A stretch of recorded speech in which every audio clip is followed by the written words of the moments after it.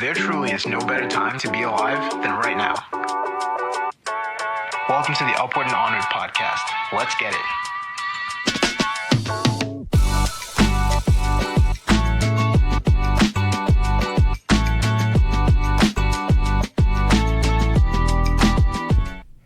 We are back.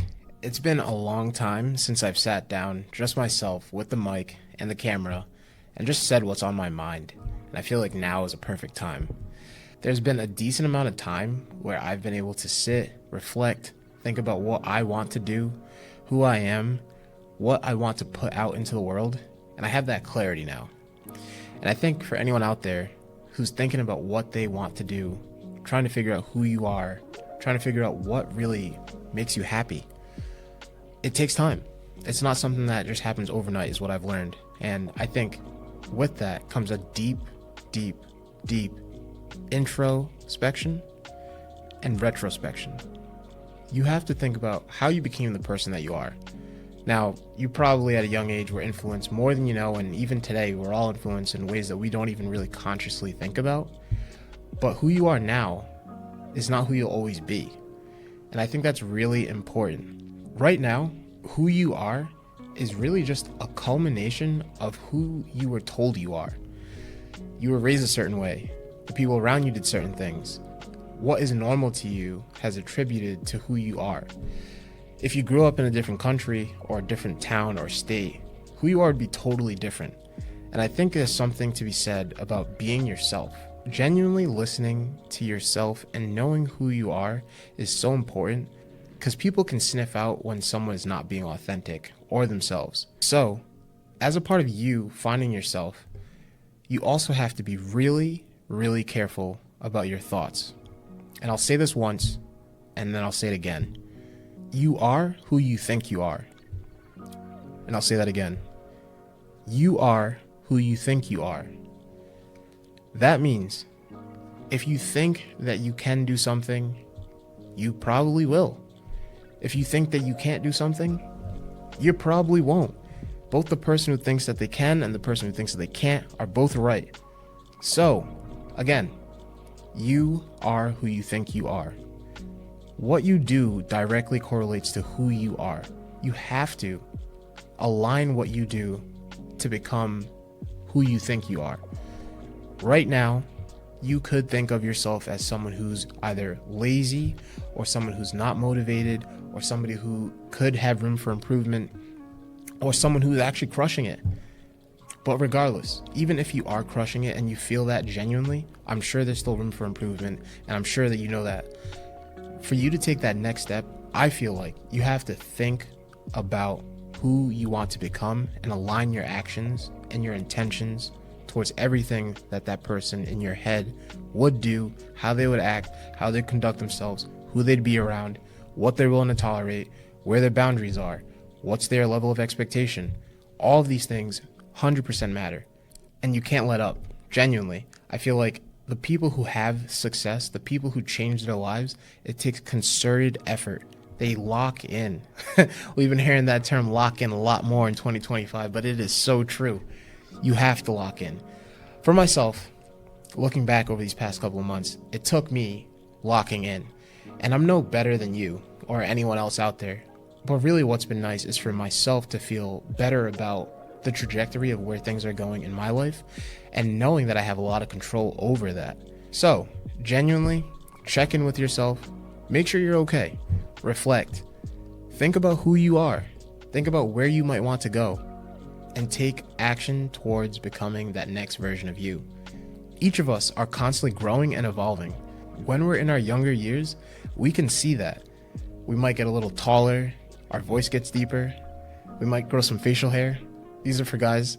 But there becomes a certain point where that growth isn't so apparent. And that's where I feel like it's easy to get stagnant and easy to get comfortable, because you think that the way that things are now are the ways that they'll always be. And that is not true.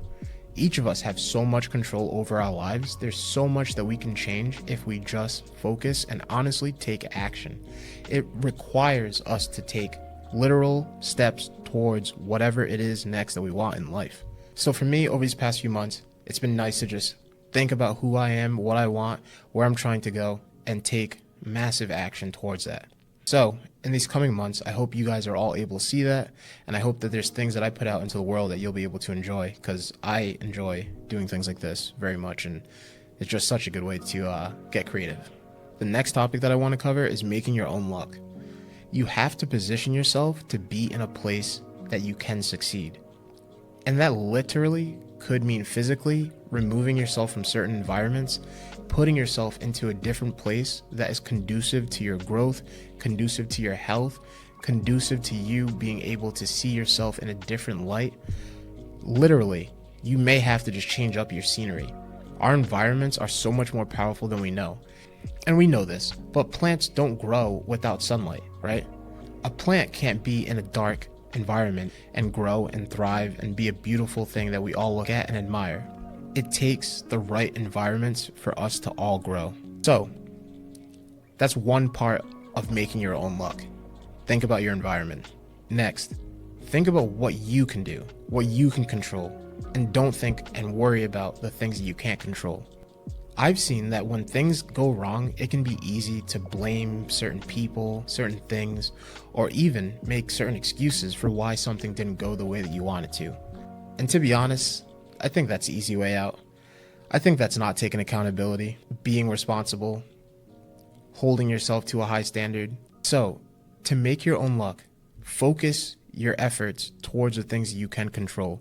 Because if you do that, you'll start to uncover that, oh wow, I could maybe send this email and something would change, or I could send this text, or I could schedule that appointment, or I could go to that place that I know is good for me, instead of being distracted, instead of being at a place where you know that the results won't yield positive things for you.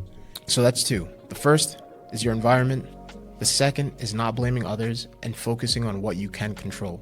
I could list a couple others, but I'll leave off with just one more.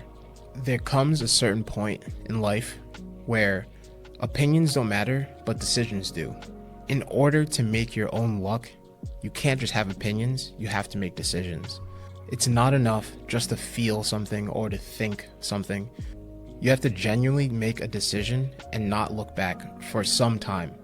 You have to be decisive enough to stick to your guns on what you're telling yourself that you will do or who you'll become, giving yourself enough evidence to know that the next time that you're faced with a challenge, you won't fold. So if you're trying to make your own luck, lock in on what exactly it is that you want to see happen for yourself, decide on it, and don't look back. It's going to be uncomfortable. You might not like how it feels. You might think that it might not work out, but you have to decide that you're going to do everything in your power to give yourself the best chance at making that a reality. So for me, going into this year, I had two words that were top of mind, and those two were massive action. I think what I've learned is that at a certain point, you really have to make your own luck. You can't wait for someone to come and save you, someone to come and do it for you, for that idea that's in the back of your head to just magically happen and people to know about it. That's another thing. People need to know what exactly it is that you want to do or who you are, what you want to provide, for them to even look to you to have those services done, or for you to even be thought of in that light. So if you want to become a business owner, or you want to become somebody who does something in the world that's specific to what you're interested in, people need to know that. Like, at a certain point, you can't hide behind the camera anymore. You can't not post it out there. You can't not make some type of product that would actually be in someone else's hands. Those things have to happen for you to have any amount of success. So stop waiting, genuinely make the decision, and just move forward. If you think that someone's going to hate on you or if you're going to get some backlash, you won't know until you do it, and odds are you probably won't. So why wait?